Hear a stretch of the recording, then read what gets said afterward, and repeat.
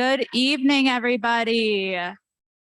So I have the honor and the privilege to introduce our keynote speaker for tonight, Bethany Lerch. All right, so born and raised in Oshkosh, Bethany has lived in Europe, the Middle East, and Asia while working for NGOs, universities, and the U.S. Department of Defense. She has since returned home to become a clinical dual diagnosis counselor for addiction and trauma recovery. She is a former Fulbright and Rotary International Ambassadorial Scholar, as well as a 3-time Rotary Foundation Paul Harris Fellow. Let's all give a big round of applause to Bethany Lerch.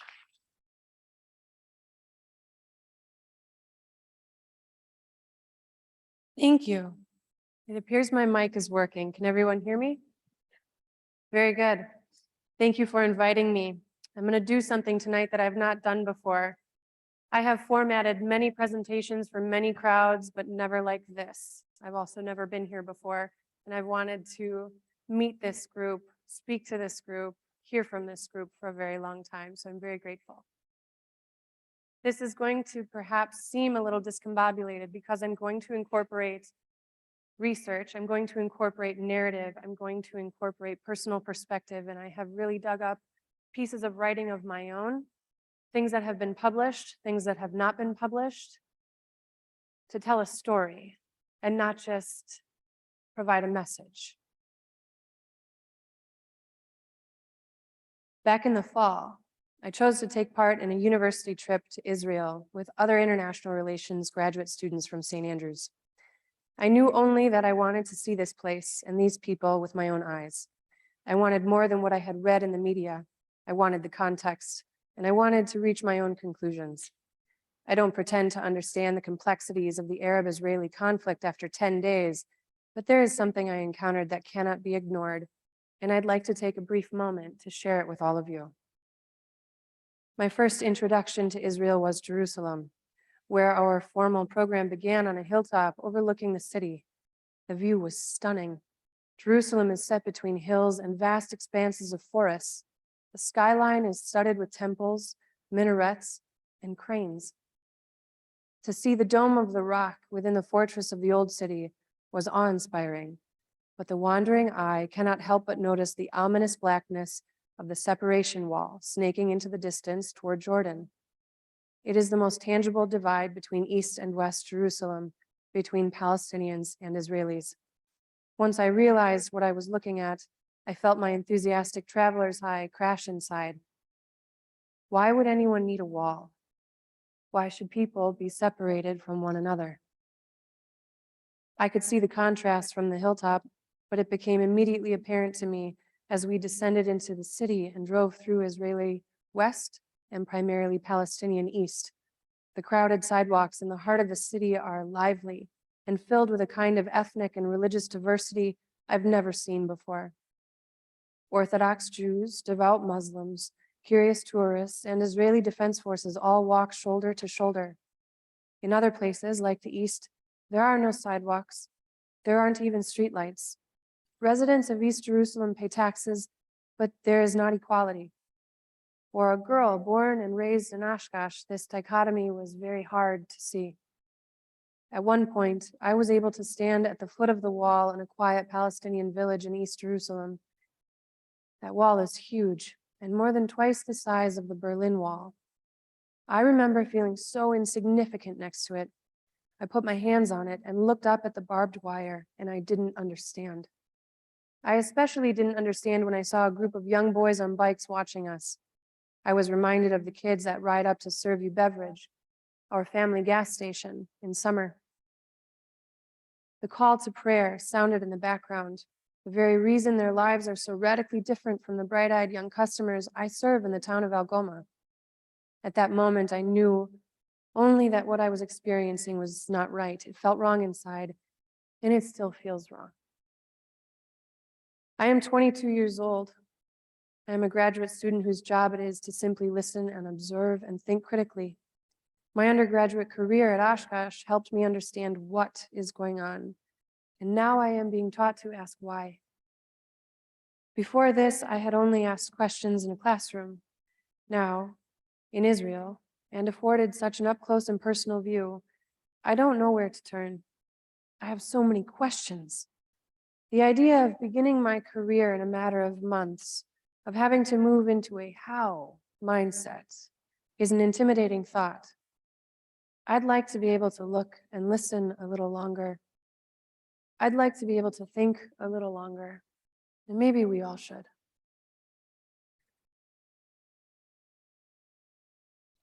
I am a pretty normal kid from a pretty normal background. This is my brother, Andy, and me at Andy's birthday, and my mom, Ann. My mom is a Spanish teacher. She just retired. My dad fixes cars. He still fixes them. My brother didn't stay little for very long. He went to West Point, and then he went to Iraq, and he was in the invasion of Sadr City and the occupation of it. He did not come back the same human being. Oh, but I looked up to him. I was so motivated by him, and I still am.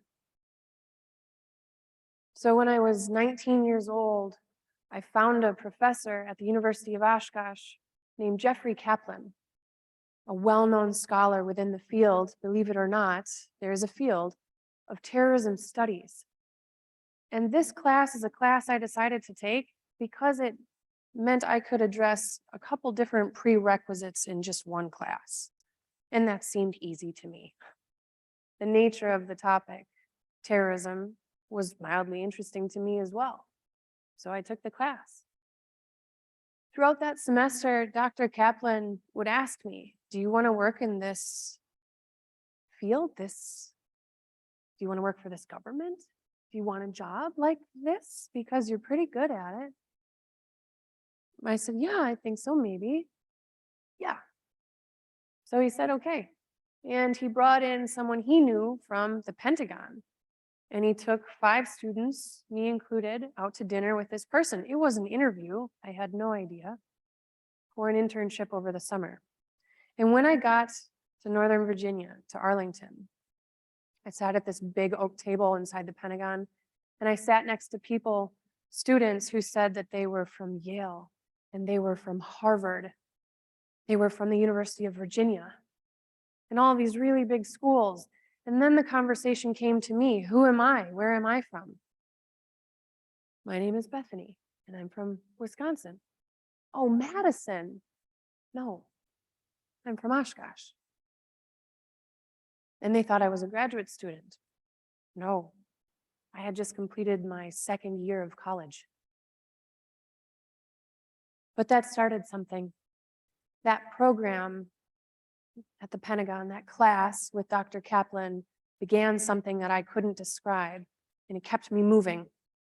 After college, I got a Fulbright scholarship from the US Department of State to be a teacher in Germany, and I did that. But before I left for my Fulbright, I found out that there's a scholarship even bigger by Rotary, the Rotary International Ambassadorial Scholarship, a flat grant, $25,000 to go to graduate school anywhere in the world, assuming you've not lived there for more than 2 years already. The United States is out, Germany is out. Where can I study terrorism? The Center for the Study of Terrorism and Political Violence is at the University of St. Andrews, one of the oldest universities in Europe, 600 years old, and I got in. So I went there, and I studied terrorism. I studied Iraq, but mostly I studied Afghanistan, because that's what I had actually started to study under Dr. Kaplan at Oshkosh. And who would study that? A lot of times when I said I study terrorism, I'm interested in this, people would mistake me for what I had just said to them and say, tourism. How cool. Where do you want to work? And I would have to specify, no, I study the Taliban. I want to know more about these peoples in these places and the phenomena that they employ to be heard and to be seen. I also wanted to know what happened to my brother. I didn't understand. And so when I went to the University of St. Andrews, I had an opportunity to go to Israel, to go to the West Bank, to go to Palestine. We did both. We went between those 2 places. Israel is a state. Palestine is a nation. a people, within a state. That is one of the most intractable conflicts on the planet. And I wasn't a Middle Eastern and Central Asian security studies student. That was the group that went on that trip. I had to take an extra class. I was just a terrorism studies student, but this is the place I wanted to go because I hear so much, so often, but I wanted to see it for myself. And once I went, I wrote this for the very first time in my newspaper for my hometown in Oshkosh. I wanted to help others understand what I had seen. And part of what I had seen really compelled me. I wanted to do good because what I saw felt bad. And I wanted not just to do something good for me that helped me, that I liked, from which I derived a purpose. I wanted to do good unto others and share. Because what I had experienced as a child, that was not universal. It is not universal. Here are some questions that I would like for you to consider as we move through this presentation tonight. This is not just about mental health or Palestine or Afghanistan, where I ended up.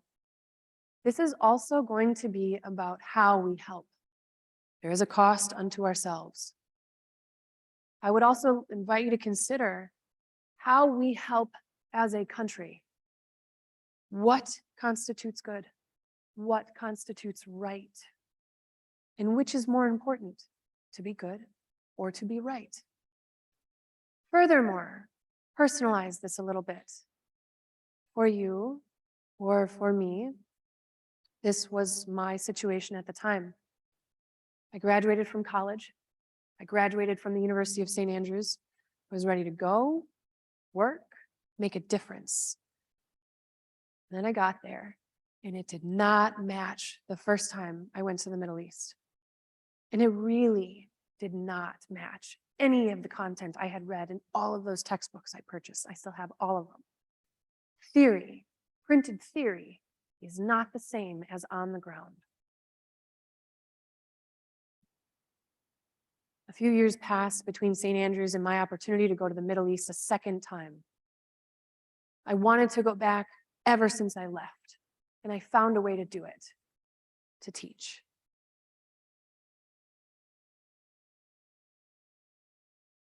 My world is very different.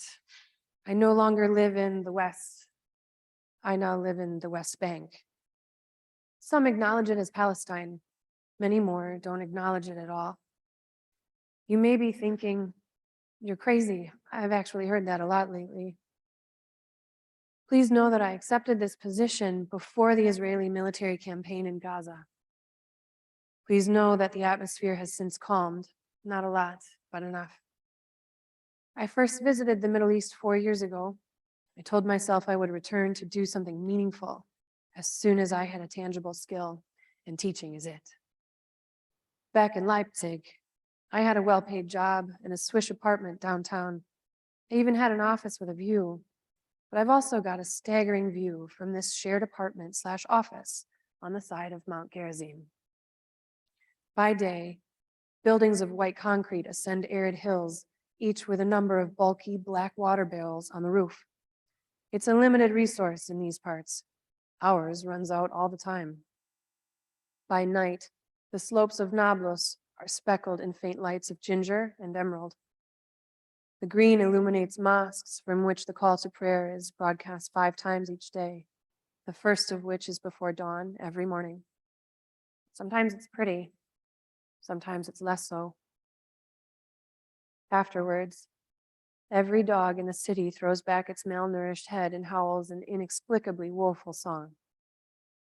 There are a handful of us teaching here, all native English speakers. Most are Americans. One is even from Nina. And a few are from the United Kingdom. We make up a very slim minority, so most in the neighborhood know us and help when we need it. The day-to-day is absolutely not luxurious, nor is it leisurely, but it matters. Our original mandate was after-school programs in rural areas and refugee camps. But another opportunity has presented itself, and it is to teach at a local school. As such, I am now responsible for teaching English to a rollicking group of fourth graders, in addition to a few dozen girls in a nearby village. The classroom is a motivating environment for us, but much more so for the students. Living in Nablus is my reality for the next 3 months. Living in Nablus is their life.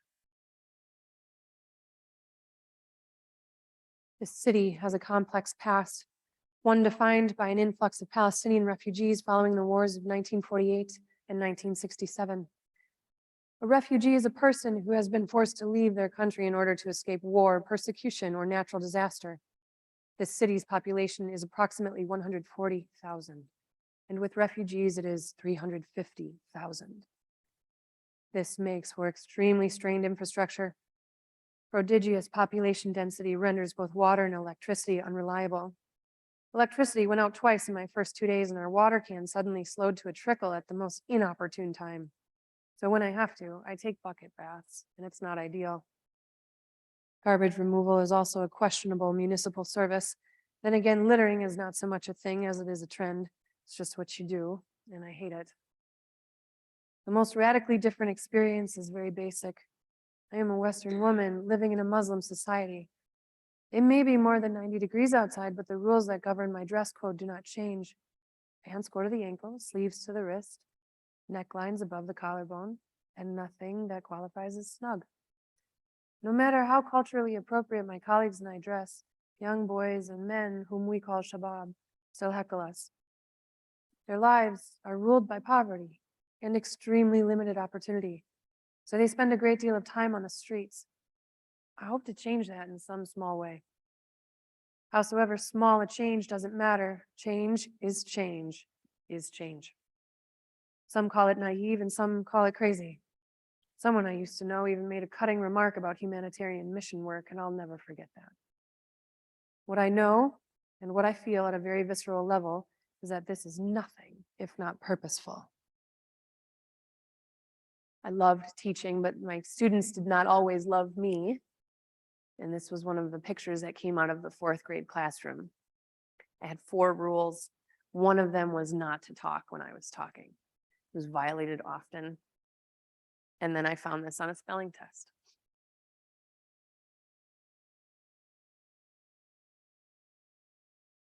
The view from my window has changed again. It's still Nablus, but it's not the hills. I look out at the school now. 3 weeks ago, an opportunist walked into our old apartment during the morning prayer at 4:45. When one of my male colleagues awoke and confronted him, the young man shrugged and left, his collection of goodies, our belongings, still in a heap on the living room table, and we moved out 2 days later. Our new location is safer. Mornings I wake up to hundreds of little voices singing the Palestinian national anthem, and many a beeping shared taxi and bus before that. Here, horns are used to communicate. I'm coming, get out of my way right now. Move or I will hit you. Imagine that in all caps and shaking fists. The traffic is my alarm clock and the singing, my snooze.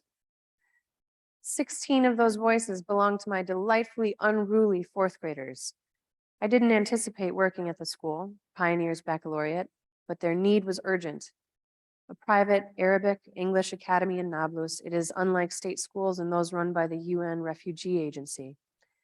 Pioneers charge tuition, and as such, its students tend to fall into a very specific demographic.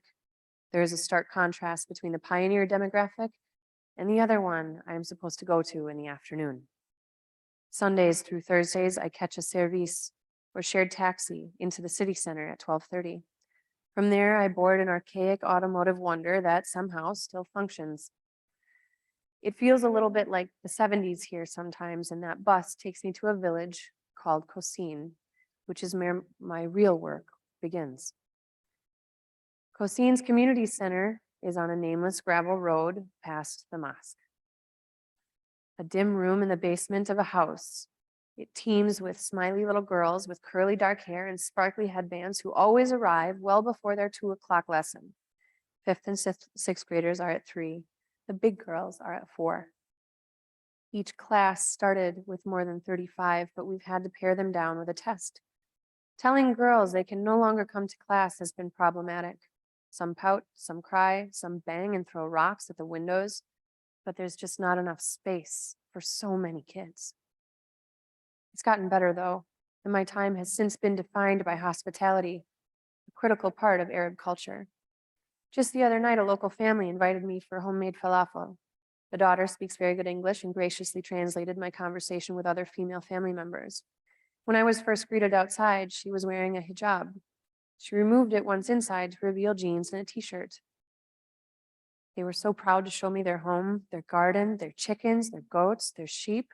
They also introduced me to other friends and relatives, one of whom speaks German and sent me away with 2 pomegranates from his tree. I also went home with leftover falafel. The woman who made them insisted. She also knit me a hat. I love that hat. Palestinian homes are austere, but they are immaculate inside.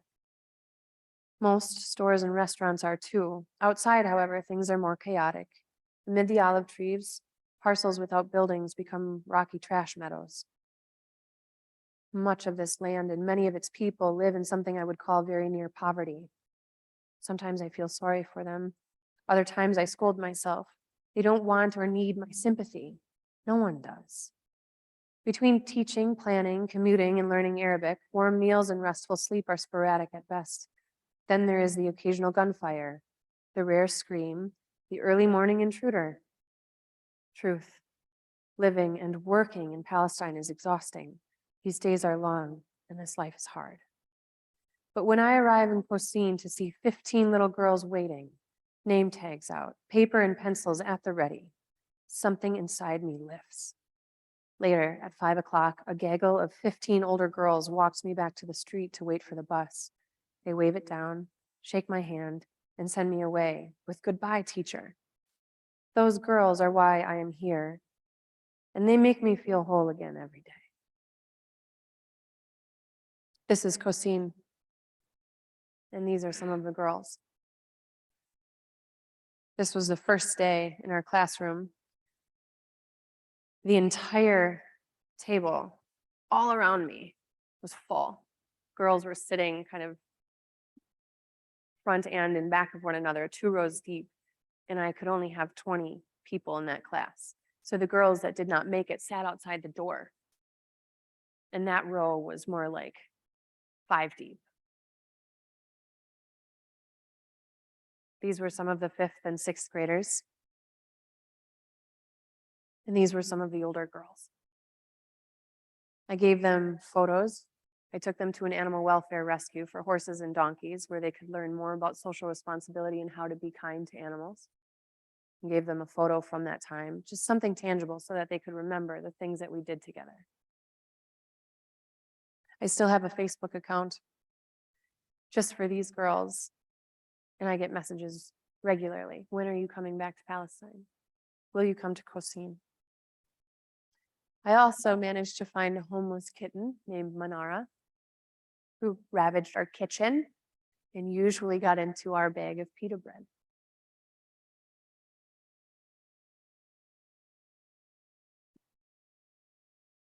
For the last year, everything I've written has been about being away, but I'm going on a month being back now, so I'd like to write about being home.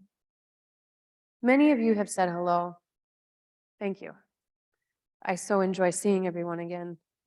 Many of you have asked the same questions. How long are you here? And what's next? Thank you again. But I don't know the answers to any of those questions. First, context. The past 10 years have been very dynamic. More than 40% of that decade has been lived outside Oshkosh. My most recent self-inflicted 430-day tour was the longest, but it was the last 90 days in the Middle East that had the most impact. Second, the problem. Whenever I leave Oshkosh, I want to come right back. Whenever I arrive, I'm not sure I'm in the right place. It takes a while. The Germany-Wisconsin switch has always had rocky moments, but this Nablus-Oshkosh move has really done me in. Jet lag typically lasts a couple days, but my body hasn't seemed to come out of it yet. Sleep is jet lag's first victim, and my sleep schedule is pretty warped. I sleep, but never the whole night through. Right around 4 a.m., a distorted dream shakes me awake with searing images I cannot unsee, and insides that feel like they've collapsed. An appetite with a bad attitude is another part of jet lag and this return. My appetite, however, really doesn't count because I don't seem to have one. I'm going on a month of mostly nope, I'm not really hungry. In a few moments wandering the grocery stores to make a shoddy meal out of favorites like Haagen-Dazs and Terra chips, which I never finish anyway. 3 months on a simple diet of fruit, falafel, and coffee have pushed my body into protest mode against its preservative-laden origins. There's more though, and this is what I really don't like. It's the nerves. I'm not an anxious person, but this is the most tense I've ever felt at home. I notice it most on the road. Like my dad and race car driver's sister, I've always been a pretty confident person behind the wheel, just not lately. Instead, I scan incessantly and grip the steering wheel way too tight. A nasty gram of reverse culture shock is here to stay, I think. Physiologically, I adapted to unpredictability and constant low-level turmoil in Nablus, inside Palestine. When I got there, I had to make it work. Giving up and going back to the airport was not an option, no matter how much I didn't like the distant shots in the dark and those roving dogs. I had to teach. There was no way I could leave my girls, but I have left them. When my visa expired, I had to go home. Home, where the grocery store shelves are always plentiful and nights are unexpectedly and comfortably still. Home, where lanes are clearly painted on all the roads and there's no garbage, gunfire, or permanent strays on any of the streets. Third, the other problem, harder still, is returning to an unwritten future. Mid-January, I was supposed to depart for Morocco with the Peace Corps. I have since withdrawn. Physical harassment and assault against women is commonplace in Morocco, but it's far worse than I anticipated and now constitutes a risk I am not willing to take. The American economy is growing, sure, but at a glacial pace. Sometimes it seems like there's not a lot of room for a young woman like me without a degree in business or teaching or nursing. People who went those routes have linear resumes. And then there's mine, which almost always prompts the, what do you actually do? That's a hard moment. Lots of things I want to say. 8 years I've spent learning how to learn, learning how to research, and then compile it and communicate it, and then teach others how to do those things. It's a solid foundation for many things, but it's a really tough sell here. Finally, the idea. What this probably means is looking outside the city limits again, which has, good or bad, always been my involuntary answer. Unfortunately, I'm expected to leave now and not be here anymore. Sometimes it's as if the decisions of the last decade have created a bit of a monster. Even if I wanted a quiet life right here in Oshkosh, very few people would believe it. I know because I've heard it already, and it makes home feel very foreign.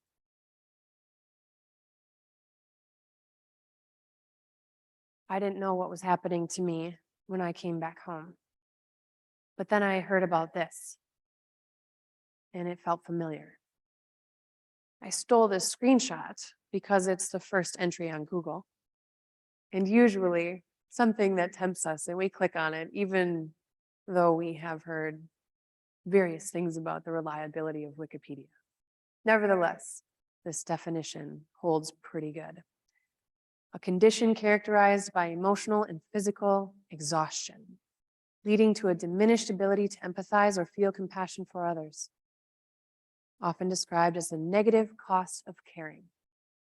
This is the thing that was not in any of my textbooks. This is the thing none of my professors told me about. This is the thing I had to encounter on my own, and a large part of the reason I'm here today.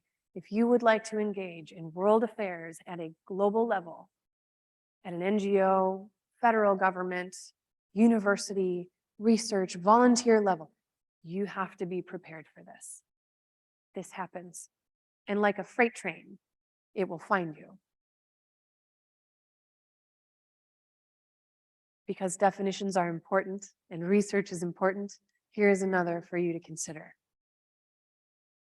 Those of us who have professions with prolonged exposure to other people's trauma are vulnerable to compassion fatigue, secondary or vicarious trauma. Acute symptoms of this put our health, mental and physical, at risk. And a quote.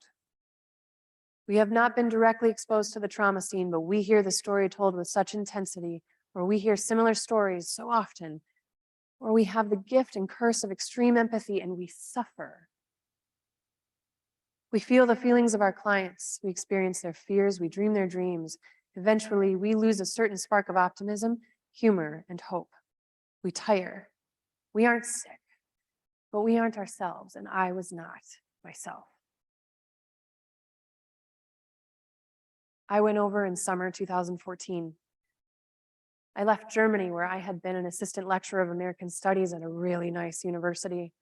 And I had an apartment right downtown, right across from the train station on the top floor, 2 balconies. I was 24, made no sense. And that was the opportunity that found me. But it wasn't something I could hold on to. The position was 1 year. Contracted 1 year, that's it.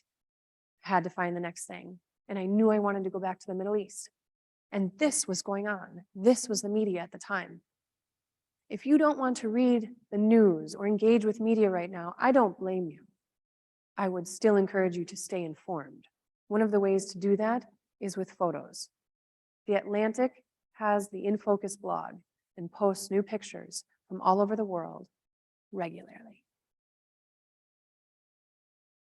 So what does it look like, this compassion fatigue? What does it really feel like? How might you recognize it? What are the symptoms? These are them. Physical symptoms include exhaustion, fatigue, changes in appetite, digestive issues, headaches. And for those of you who are exploring mental health or learning more about it now, there is a direct tie from your brain to your gut, the vagus nerve. If you ever have an upset stomach, you might be anxious. And if you're anxious, you might not be feeling well. They call our gut our second brain.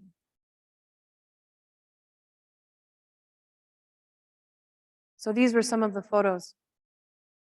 This is also what my parents were seeing and worrying. Bethany, what are you doing? You're going to Israel in the throes of a conflict, a bigger conflict than what they have right now? Well, as far as I knew, the program was still on, the flights were still scheduled, and Nablus wasn't being attacked. This is Gaza. These are some of the images you might see coming out of other places in the world in the last years. Syria, Ukraine. But let's look a little closer. And then take a granular look at the impact on humans. This cannot be encountered without secondary costs to your person and to your soul.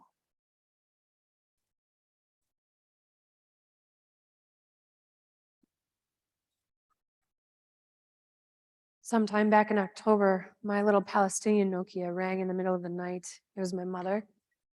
She just got back from school and it was 8 hours behind at home. We spoke at length whenever she called. I don't remember what I told her. I think it was just the critical mass of the day-to-day in the Middle East for 2 months. Do you think maybe you want to talk to someone when you get home, Beth? My first thought was like, hell I do. But things just kept happening. Things are always happening here. And most of it less than pleasant. I managed in Nablus. I managed really well, actually. My 3 colleagues and I leaned on each other often. We even had our own bench in the back of our building, a long seat ripped out of the back of a van.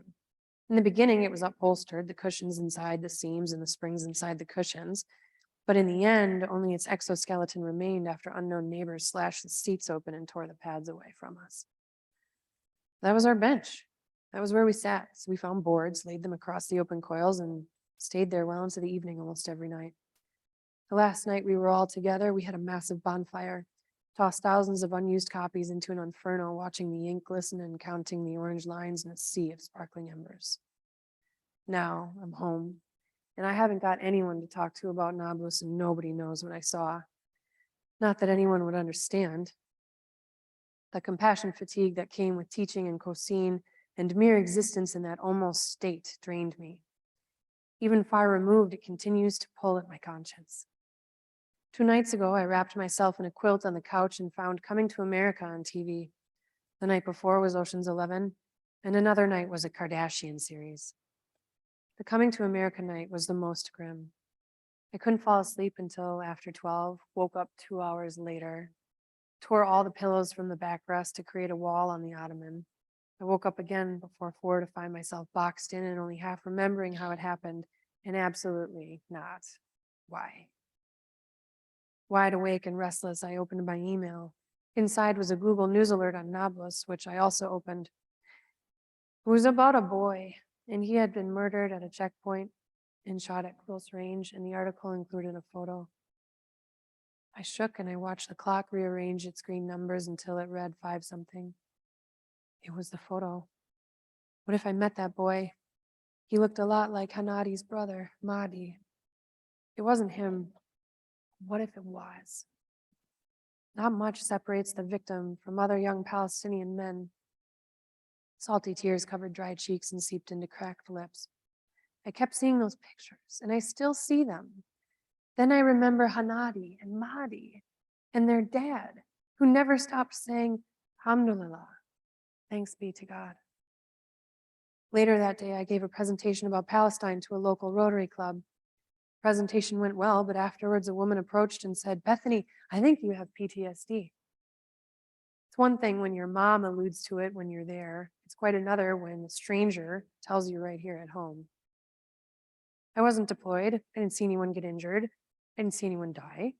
But I read about it and I listened when Yusuf told me he had to go to the hospital after the IDF deployed tear gas in Askar camp.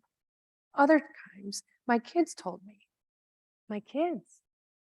3rd, 4th, 5th, 6th, 7th, 8th graders have no business talking to adults about the normalcy of harassment.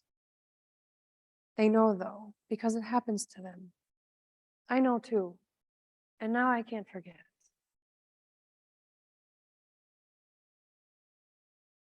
Next. Do intentions matter? Do consequences matter? And which is more important to take into account? Your intentions or the consequences of those actions and decisions? Personalized again. You've got compassion fatigue, something maybe worse, don't know, not diagnosed. And now you're being deployed to an actual combat zone. This was exciting. Yeah, but I was also really tired. So the US government found me. Literally, I got an email, all caps, unclassified. I was driving through Oshkosh one night.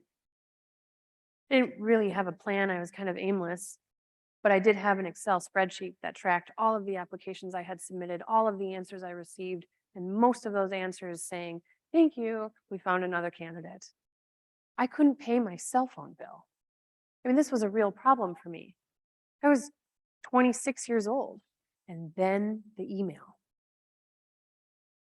Hey, found your resume. We have an opening on our team. Would you like to join us?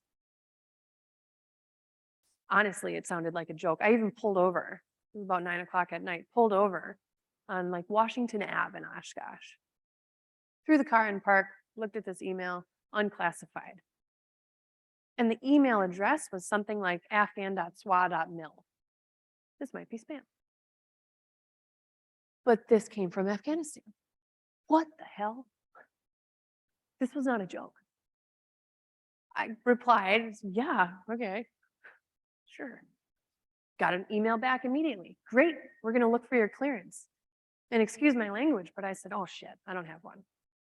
Got a call the next morning. Great, you're good to go. And I thought, what? How in the world do I have an active clearance? That costs tens of thousands of dollars for the United States to invest in one person to find out all about you and your life and your family and determine that you're not a threat. I had one because I was an intern. I fell through the cracks. That was supposed to be an interim security clearance for 3 months when I was 19. 10 years.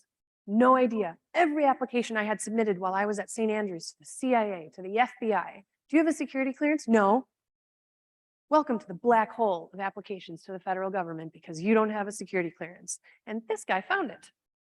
My life could have been so different so much earlier. And then I got an offer letter. And it made my dad cry because it specified an amount of money that bypassed my parents' combined income. When you are a contractor for the US government, you don't have a lot of rights, and so they compensate you with money. These are some of the photos. These are some of the headlines before I went. And I deployed in February 2015.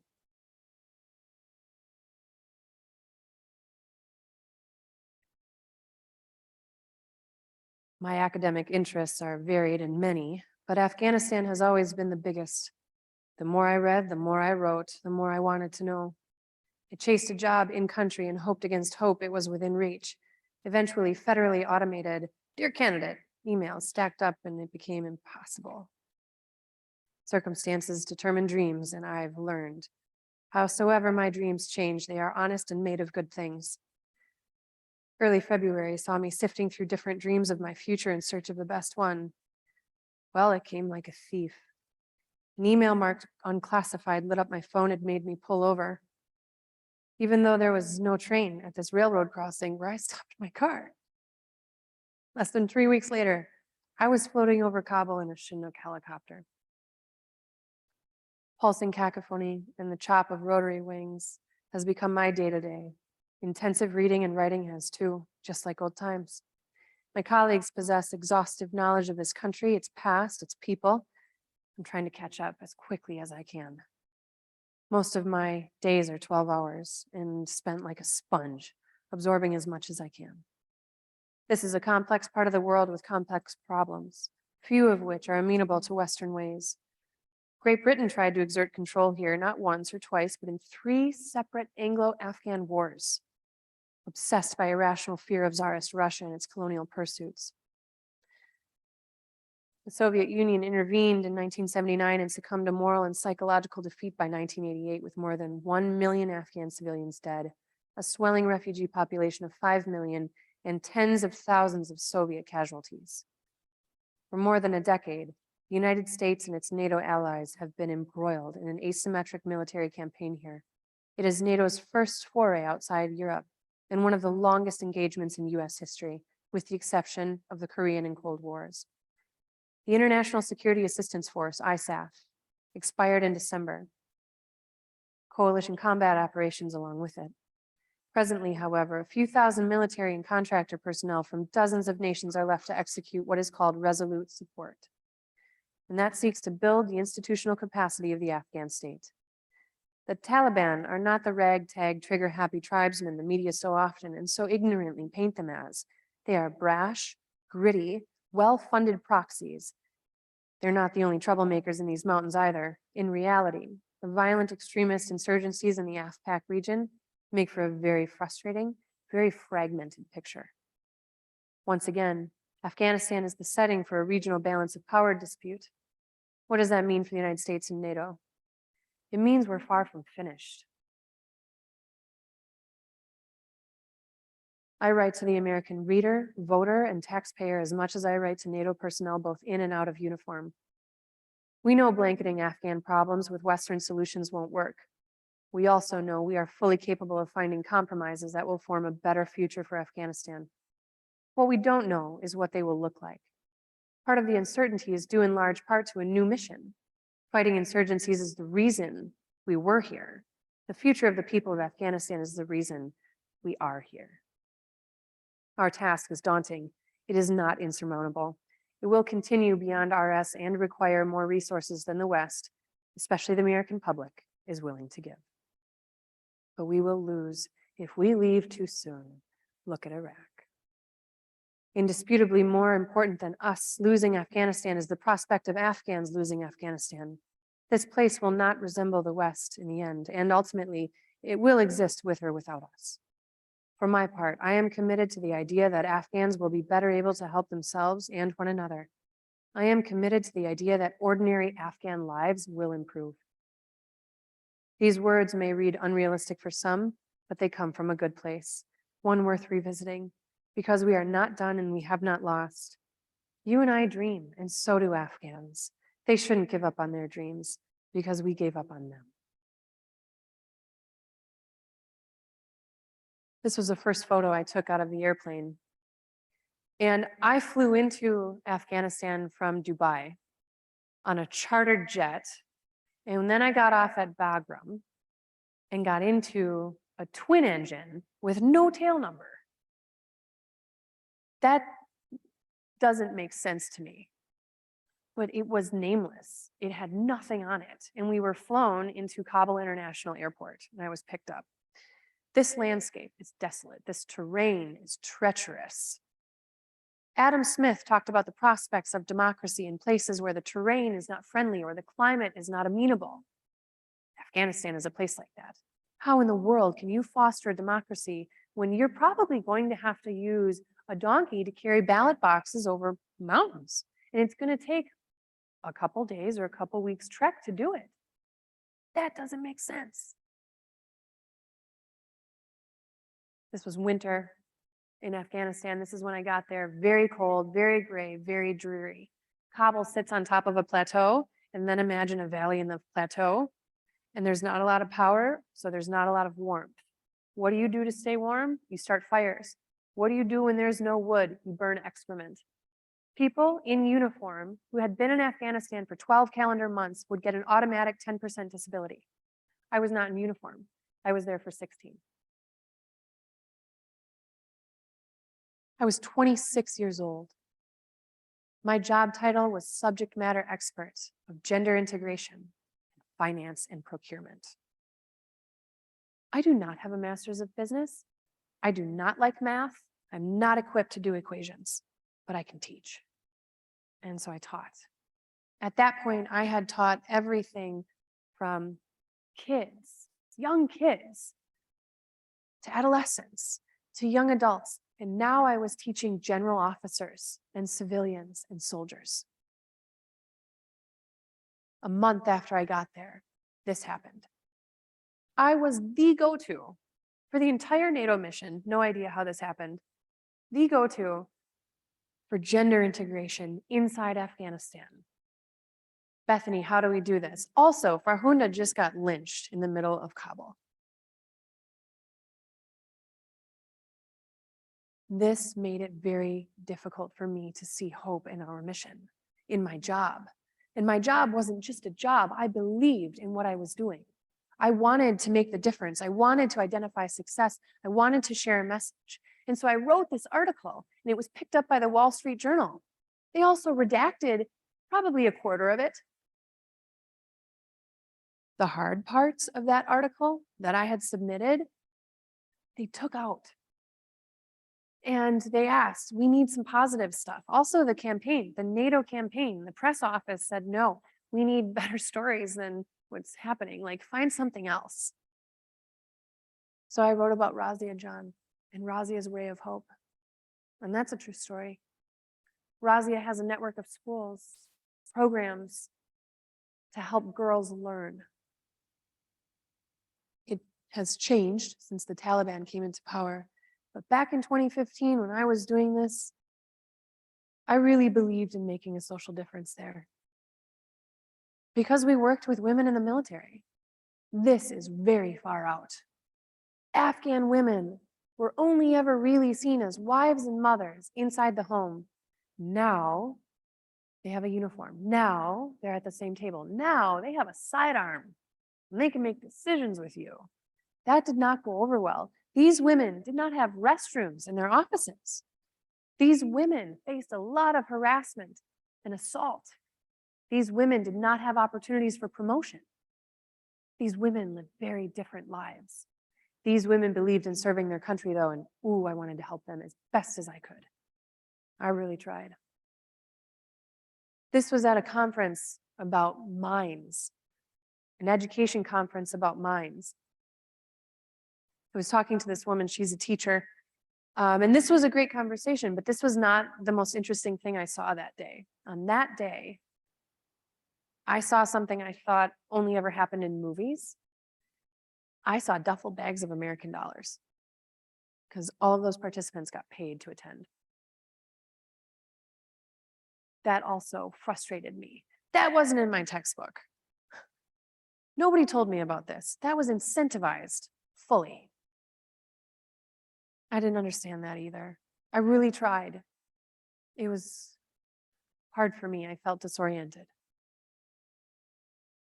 I needed a life, a purpose outside the base, and I was mostly restricted to the base, which pissed me off because I didn't know the people that I was helping. Very rarely could I leave. Also, I'm pretty tall. I look foreign. My eyes are light. I stand out like a sore thumb. They don't even make burqas tall enough for me, and I know because I bought one, and it doesn't fit. The skull cap also, by the way, the skull cap for burqas for women in Afghanistan, they're very little. That was a little offensive. Like, are we supposed to have little heads? And kept a lot of women safe. They really did. And men used the burqa to hide suicide vests. The burqa is one of the most effective agents for getting a bomb outside, inside. Because if you don't have a female to search another female, the female will not be searched, and it is assumed it's a woman. This is an orphanage, Shamsa Village, 88 kids. I arranged 2 trips, found a guy from Appleton in the National Guard right on base with me, went to the chapel called The Rock, and we orchestrated trips to this orphanage with so many kids. The first time we went, we brought toys, boxes, Humvees, Oshkosh trucks full of toys. Not smart, because when you have nothing, you want everything. And those kids fought over those toys. This was the second trip. And we bought a lot of school supplies and put them in uniform bags. 1 journal, 1 pen, 1 ruler, etc. Everybody got the same thing. And it was something all of them needed. We also had a balloon artist, and he was a hit. That wasn't enough though, because those kids went to school in shifts, a couple hours a day. And they weren't with their families. They didn't have caregivers that were reliable and able to help them understand this is expected, this is appropriate. Behaviorally, that's not okay. So what the orphanage needed was tutors and people there to help guide them. And I thought, okay, how can we do this?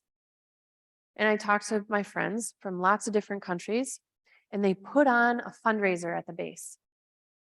And we raised 10 grand for those kids. And we got them tutors. And that was the school supply kit that we gave those kids. And it worked. And it was peaceful, and they were happy. They didn't fight. And then I switched contracts. I went to something called the Gyroa Advisory and Assistance to the Ministries of Afghanistan for Defense and Interior. Mouthful. What this means is that we had Afghans, Western trained, English speaking Afghans, going into the Ministries of Interior and Defense and helping their countrymen and countrywomen run ministries. HR, finance, procurement, logistics, IT, all the basics. How do you do it? We didn't go up with Oshkosh trucks. We didn't go up with armored vehicles. I didn't have a sidearm when I went into the military buildings or anything like that. Nothing about me was intimidating. And also, my Afghan colleagues were completely fluent, no translator needed. We had a great operation. We were doing great work. And we employed a lot of Afghans.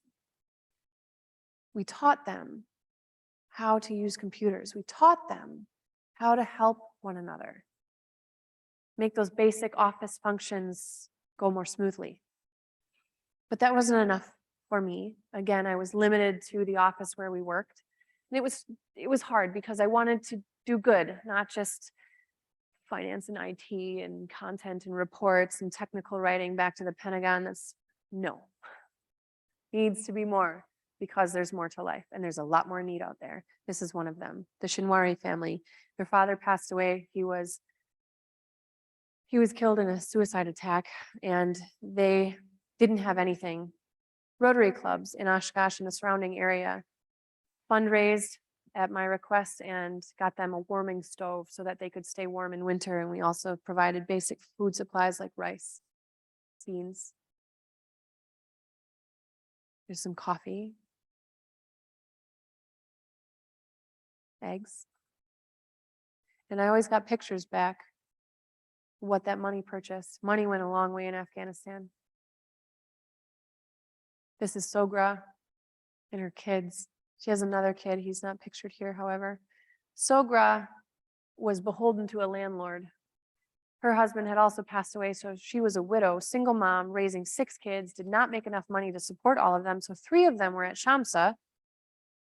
And my grandmother and I paid her rent and bought her house outright from her landlord so she could bring her kids back. Rahila and Najiba, 8 and 9 years old, never been to school. We put them through school. Before the Taliban took over, they were at the top of their class. It wasn't a private school, it wasn't an academy, it was just a school, but they really liked it, and they were good learners. This is their home, this is where they live, this is very typical. Threadbare carpets, concrete walls, a stove, a couple blankets. I also encountered someone who did not want my help, which I didn't get, but I'm trying to still wrap my mind around it. This is Bashar. Bashar sold things right outside the gate at NATO headquarters. He was completely fluent in English and he couldn't write his name in Dari. He could sell you something for way overpriced, and I bought things from him because I thought he was nice and I wanted to support him. You don't need to pay $20 for a scarf. I did. A lot of us did. He made so much money, he was able to support his entire family and send money back to Ghazni province. I asked Parsa, the organization that ran Shamsa village, to please help me put him in school. So they sent a social worker. And Bashar said, no, if you're going to put me in school, you're going to pay for my school and you're going to pay $400 a month so that I can sustain my family. He was a very good businessman. And he supported his whole family. That's not the help he wanted. And I love animals. And this dog was outside our compound. Her name was Solo. Her ears had been shorn and part of her tail. And I began to feed her. And the guards did not know why. It's not altogether popular to help dogs in Afghanistan, and I did. This dog ultimately was taken to Nowzad. Nowzad is one of 2 animal welfare organizations at the time in Afghanistan. And they spayed her and vaccinated her and they kept her, and I found an adopter in the United States. I don't know what I did fully in Afghanistan, but I saved a dog. Here's what I know, and here's what I believe. Doesn't take much, but when you've got a group of thoughtful, committed people, they can change the world. It is the only thing that ever really has. Margaret Mead was right. This is the group I worked with. 90% of the people in this photo are still there. That's really hard for me because I'm not quite sure why I went in the first place. These are the women that I met while I was there. This is Zahra. Zahra came back to Oshkosh. Rotary helped support her, get her graduate education. Zahra was given a job offer by the World Bank from another Rotary Global Grant Scholar, Tracy. There are connections here. Afghanistan isn't just where I worked, it's where I met Zahra. It's where Zahra lives. And it's where Tracy has been. And I know Tracy, and we know Zahra, and we were able to help her. That makes a difference. Small group of people. Please consider your future with world affairs and how you want to engage. As a country, we tend to focus on our intentions and doing that which we believe is right, but that's not a universal or an objective the way good can be. And we're not particularly awesome at saying, oop, that didn't work. But that which does not work can be lessons learned. Anything can be powerful if we choose to learn from it. Now what? Very soon you will be expected to go out into the world and make a future, make something of yourselves. Here's what I would encourage you to do. Weigh goodness more than questioning what is right. Consider consequences as much as you do your own intentions. And remember the importance of others and of all life to include your own. Because really, this is about our connections with others. That's how we help other people. Thank you for your time tonight. I really appreciate it.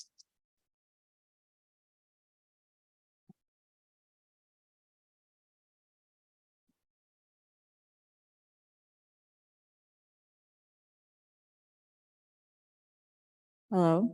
Okay.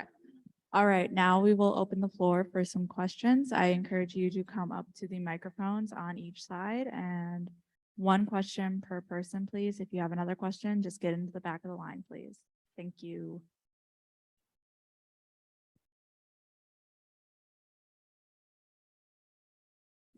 Okay. Hi, my name is Annika and I'm from Neenah, Wisconsin. Do you think that one of the reasons social issues are not addressed is because of compassion fatigue? And do you think that we could pass policy around these issues easier if we address this as a problem? Ooh. That is asking for more consideration of mental health. And that is not always at the top of the priority list. And I wish things were different. That takes advocacy. And here's also where you can make a difference. Fight for the things or speak for the things, form alliances with others about the issues you care about. You have strength in numbers. You can do that. We can do that. Right now, I don't know. There's a lot going on in the world. My hope is that someday we can talk about mental health more fully, about compassion fatigue, about post-traumatic stress, about how that really impacts us and how we can help one another. Until then, we need to gather some momentum, and that takes talking about it and spreading the message. Thank you, Annika. Thank you. Hello, I'm Claire, also from Neenah, Wisconsin. And my question is also revolving compassion fatigue. And I'm wondering if you think it would have been beneficial to you to learn about it when you were studying terrorism, or if it would have deterred you from continuing on. Very good question. It's possible. I cannot know. I think I had a glimmer of it when I was in St. Andrews, and the professor we traveled to Israel with said, I can't do what I did anymore. I was an international lawyer in the Middle East, working for the rights of people who really did not have them. And the force with which she was met and pushed, she couldn't adequately fight. It drained her. And I think I knew what she was saying, but I didn't make the connection to, oh, she can't do this anymore. Maybe there will come a time in my life when I get tired. That would be terrible. But, I just kept going. And I think it's that kind of bravery, that kind of resilience, that kind of curiosity and courage to keep going, whether it was informed or not, that I needed to have, and I'm glad I did. So I would encourage you not to be afraid, but rather be informed. In addition to considering the wellness of others, you have to know yourself. You have to be open about what's happening inside. And that was not me. It would have helped. Thank you. Thank you, Claire. Hello, Ms. Lerch. My name is Tarek Meinhoff from Mequon, Wisconsin. With the end of the forever war now a reality, and the Taliban ownership of the country near absolute, is there hope for the country is the word westernization, would that be, do you like that term? Or would you prefer the term like Development? industrialization? Developing, sure. With a country with no, or do you think that we have created another hostile country such as Iran, North Korea, and maybe possibly even China, where there is where there is no room for reconciliation, and certainly not for them to progress any further with your programs with teaching young children in their country? Do you think that will bear fruit later on as their youth gradually grows older and then they will become the next leaders of their own country? Or do you think that it's already too late? I'm afraid to answer that question. Part of me wants to ask you, would you like me to be nice or be honest? And the honest part is probably Frankly, there's not a lot of money in Afghanistan. Power tends to come from money.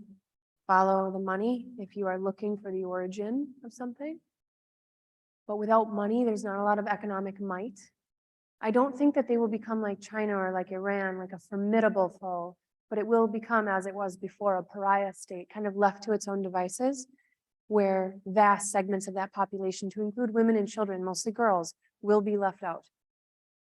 The Taliban have set down a decree where women need to wear a burqa, they need to be covered, and girls cannot go to school past grade 6. We're not there anymore. We're not able to help. No one is there anymore. I don't know how to answer that, and I'm scared to tell you this, not really confronted how bad it is because I can't. It's too hard on me. I won't. I still talk to my colleagues every day. They write me every day. I try to help their SIV applications all the time. I write their letters. I help them get through congressional offices. Anything I could possibly do, I do. But when it comes to really contemplating the future of a place where I had worked and believed in it, I can't do it because it's gone. Thank you very much. I'm sorry. I'm Sammy from Marshall, Wisconsin. I'd like to thank you first of all for talking about Palestine and Israel. Some of my friends from there have been from Palestine, and they've definitely, some of their families been greatly affected by the move and everything. So it's kind of a soft topic for just some of my family or like my friends and us. But I'd like to say, do you think like environment, because some of the pictures from there just seems like quite awful. Do you think that there's ways that we could help with like bringing different environments, like if they would have went to an environment of like say the US or something, that maybe that wouldn't have happened or like I guess I don't know how to put it. So if because I know like they want the Holy Land and that's why they're kind of fighting over it. But so Afghanistan and stuff, is there like a different reason like that we could get the environment to be better there, to make it better for their health? Probably. Basic needs. Help people in the ways that they are asking for help. Afghanistan is asking for food help right now because they don't have money and they don't have the resources. They cannot feed their own population. Malnourishment is rampant. Not all of the ways the United States has given help are the ways in which these places and peoples have wanted to receive it. So we tend to give help that's not wanted. How do they want help? If they need food, I think we can do that. We should be able to feed people and meet basic needs. Think of Maslow's hierarchy. You cannot reach self-actualization if you don't have a roof over your head and you're still hungry, because you're not yourself when you're hungry. We need to help others in ways that are possible for us to help them, and ways in which they are asking for that help to be received. And be aware, it might not be the way we want to give it, but it's going to be what they want and what's most needed. Thank you. Thank you. Hello. Now you went over countless situations where you were in just places where all around you is destruction and fear. And I guess I want to know how you avoided being demoralized and continued to push through and believe that there's hope even in areas of instability where everything could just fall apart around you at any point. Two parts to this answer. First, Palestine. I derived a great deal of motivation from the kids with whom I worked. It was not about me. It was hard on me, but I could handle it. And some of what I did to handle it was avoid. There was a lot of poverty in Palestine. There was a lot of unfairness in Palestine. There was a lot of violence in Palestine. And I couldn't fully take it in if I wanted to be able to do the job I had signed up to do. for the kids, for them, and they loved it. They thought it was great. One day we walked around and picked up garbage. They didn't really get the message because they threw candy wrappers on the ground again, but they thought it was cool that somebody was spending time with them. Somebody noticed them. Somebody taught them how to do cartwheels and now they could do one. Really little things. They like singing, they like dancing. I wanted to help them feel like kids again. Because to me, when an Israeli jet screams through that valley, they were afraid. I saw fear. That's not fair. They shouldn't have to live like that. And we should do something else. I taught them the chicken dance. The things I could do to make them laugh and smile, I did. Second part, Afghanistan, much more difficult. Again, I probably consciously and unconsciously avoided the things that were too hard for me because there was a lot of it. And there was a lot of noise from a lot of different people about how to do the things that we were doing. There wasn't a consensus on what success was. That campaign never had a definition. We didn't really know what we were looking for, so if we got there, we wouldn't have recognized it anyway. Without a clear goal in mind, we flailed. But there was a lot of power and a lot of influence and a lot of nefarious entities over there. And if I wanted to keep going and make it through my day-to-day, I had to avoid it a little bit. I don't know if that was the right thing to do, but it is the thing that kept me alive. I also don't know if that answered your question. Okay, Thank you for all your work. thank you. Hi, I'm Sophia Cousins from Aurora, Illinois, and I don't have a question. I just wanted to say that you've done so much powerful work and it sounds like so many impactful experiences. And I just want to let you know how amazingly engaging you were and how wonderful your testimony was. So thank you. Thank you very much. Hello, my name is Veronica. I am a Congolese refugee now living in Milwaukee. My question was, in your time in Afghanistan, you talked a little bit about how you spend a lot of time with the girls and also on the other Palestine as well. How much hope did you see in the people, such as like the Pashtuns and the Hazaras? How much hope did you see in them, like as in believing in their country and improving forward? How much hope did you see? That is a hard question for me to answer because I saw so much of it. And I struggle because I don't know how much it mattered. And I'm really sad to say that because I believed in them, with them. I encouraged them. They wanted a country where everybody kind of got along, but that wasn't the reality. Their hope, however, compelled me to keep going. I believed in what they believed in. This was not my country, it was theirs. What they wanted and what they hoped for mattered so much more than me or mine. And I tried in as much as I ethically could to be there with them, and I feel like a fraud now. And I think that's part of why I don't get too close to the news and headlines about Afghanistan, because I feel as though I may have let them down. I don't quite know how, but the thing that they wanted didn't come to fruition. And it was the thing that we promised, or the thing that we at least said, we're gonna be here, we're gonna help you. We will walk with you, and we didn't. We left. And that is shattering to me. And it's been very hard for them. If it's shattering for me, it has to be exponentially more difficult for them. All I can be now is a witness and dignify what they tell me and the hardship they bring and validate and normalize and just support them. It's important work, but I also feel relegated to it because the country is such a mess now and they are trapped. And I'm mostly profoundly sad. Thank you.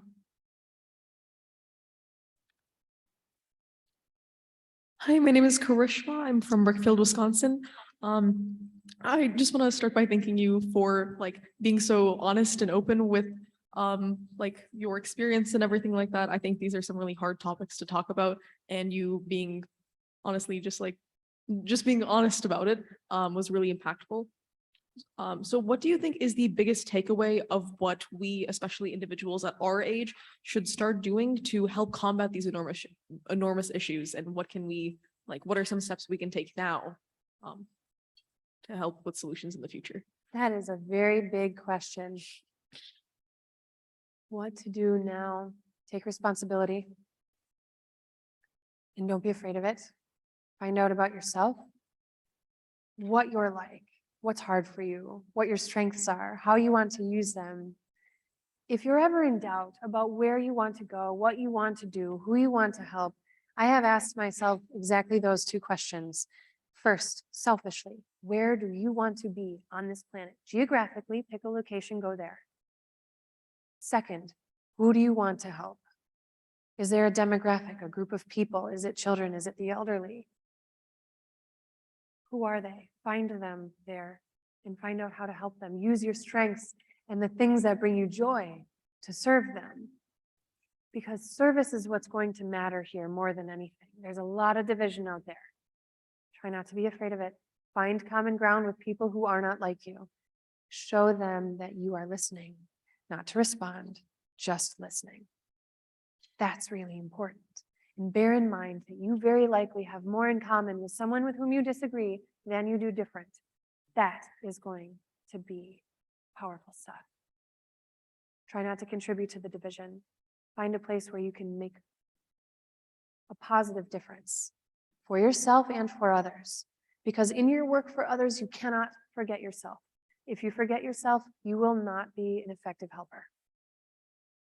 Okay, thank you so much.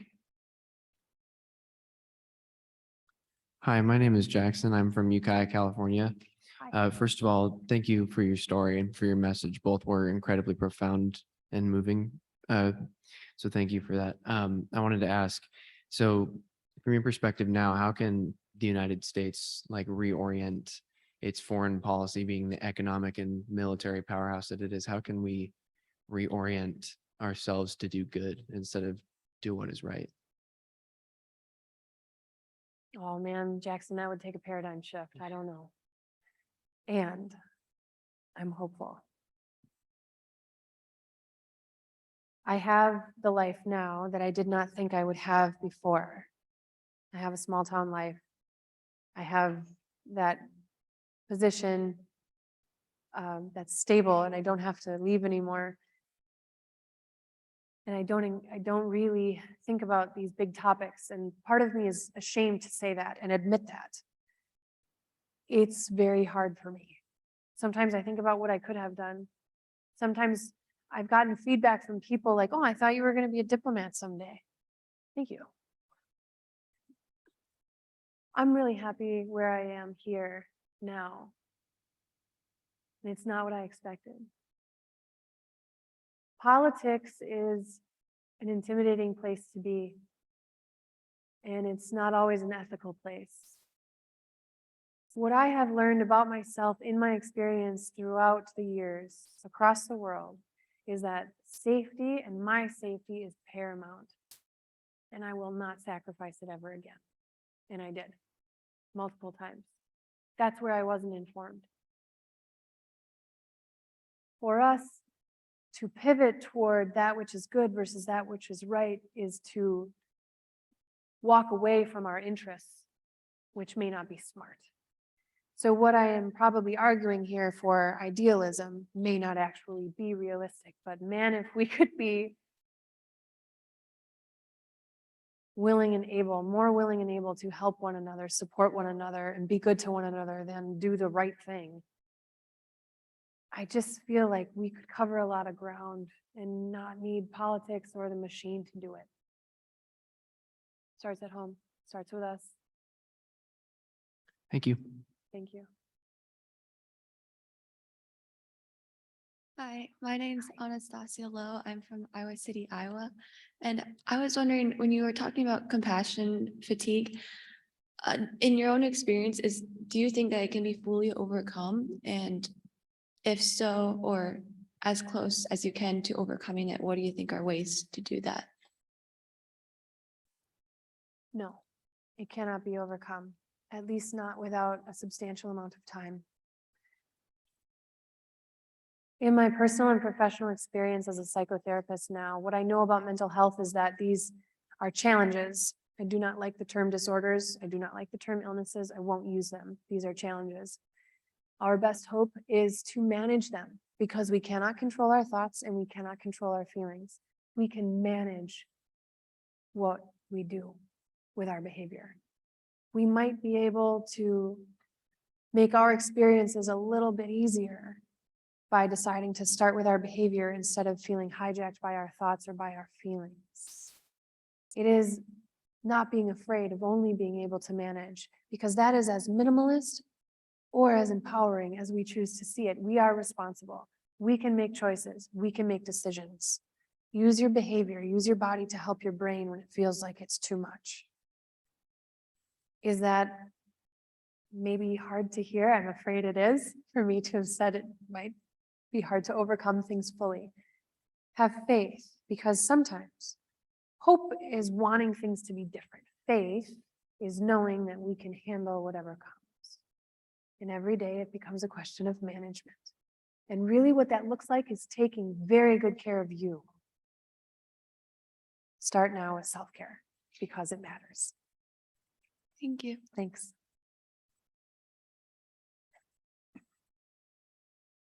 Hello, Hi. my name is Marcus. Hello. First of all, I'd like to thank you very much for presenting. Walking in here, I had very little understanding of what you were discussing. I still have not a very deep understanding, but now I understand a little bit more, so thank you. I'd like you to clarify something. I think about things through a problem-solving lens most of the time, and I'm curious what your opinions are on the epicenter of the problem in these countries, where it really stems from. Is it a lack of resources? Is it a lack of support? Is it corruption? Where does this all start? Greed for power and influence.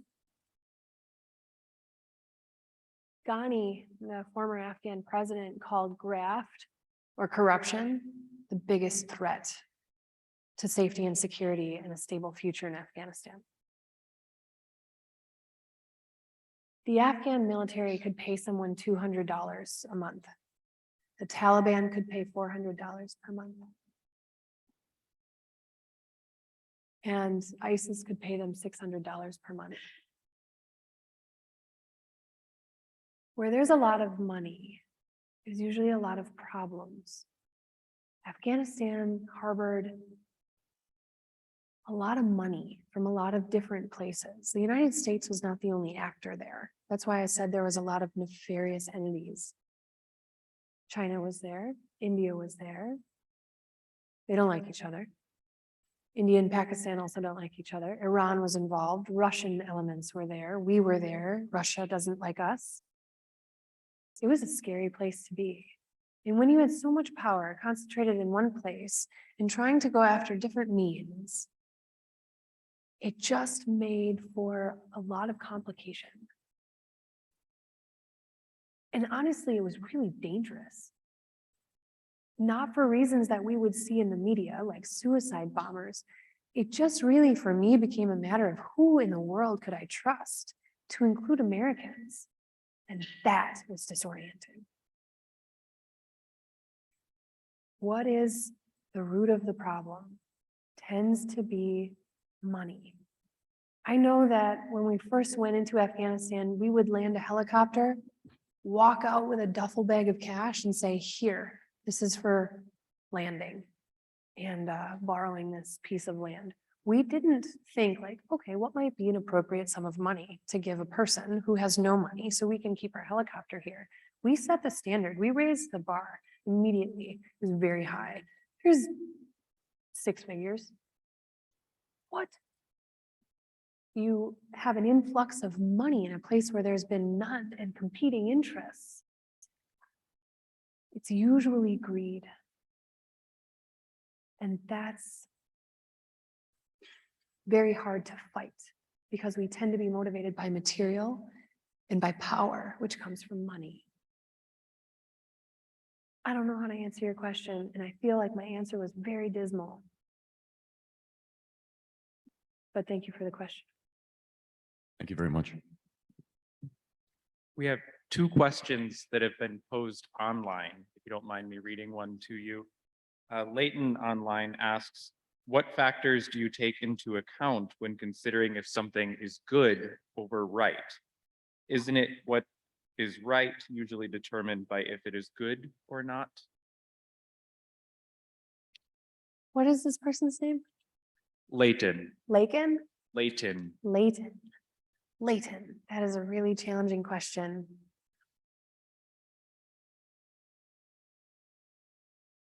In my experience, it has been easier to build consensus around what is good because people will come into the conversation with different ideas about what constitutes right. Usually we are able to find and agree on the things that will benefit the most people. What is right may not have as much traction. Also, that feels deeply philosophical from him, and I don't know if I'm qualified to answer it. But that is a really good question. Thank you for challenging me, Leighton. And I've got one more from Sophia. And bear with me, there's a little bit of context here. Your story seems to be one of small but significant positive change. However, I see many people who wield tremendous political power but cannot connect with their constituents like you do, leading them to make decisions that can be unintentionally harmful to a lot of people. Do you think it's ever possible for people in high political offices to live up to their responsibilities? In your opinion, what is the most that any person can do to change the world for the better?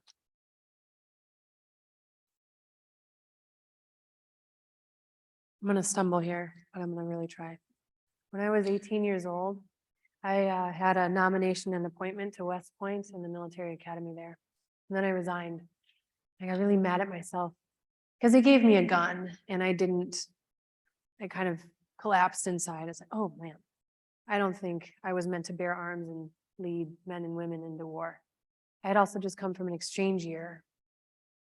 But the military academy is where my brother had gone and where I thought that I could go in order to make the most change for the most people because I would have the most influence. And when I was dining with my parents at home one night, trying to figure out what the hell I was going to do, because I just dropped out of West Point, my dad got real irritated with me, and I had talked to him about wanting to change the world, change the world, change the world, and I messed up because I walked away from this. And he said, Bethany, you have a circle, okay? You have a circle. Start with your circle. And then, once you have made a difference within your small circle, it grows. The circle becomes bigger, your opportunity to make a bigger difference also expands. I was really mad at him when he told me that.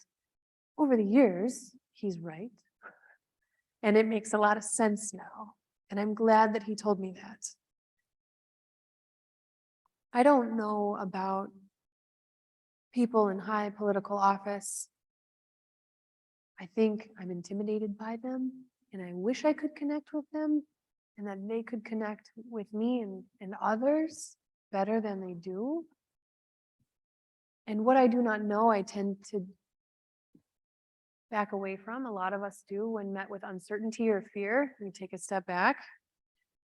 What can we do for ourselves? Start with yourself. Acknowledge your circle. Commit to making a change within your circle. Expand. And once you have been able to make a greater change within that bigger circle, expand, recruit others, grow. We cannot do things alone. We cannot help each other alone. And if you have a tendency to avoid and to isolate, I would tell you that's not probably helpful for yourself and for others. Seek connection. Seek momentum. You need others to really move a message and move people to carry it with you. All right, let's give it up for Bethany.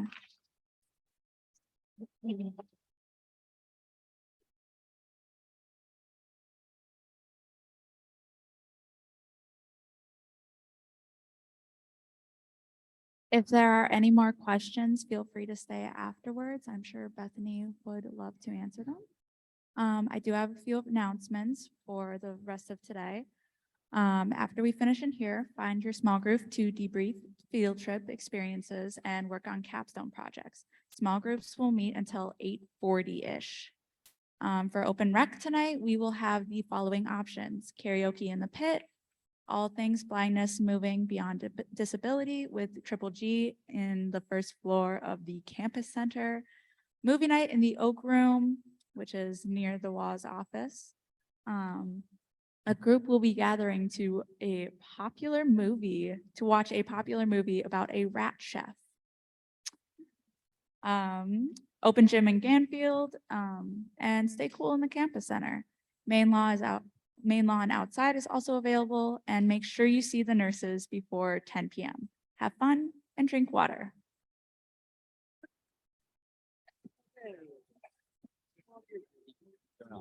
I'm just gonna walk on, I guess.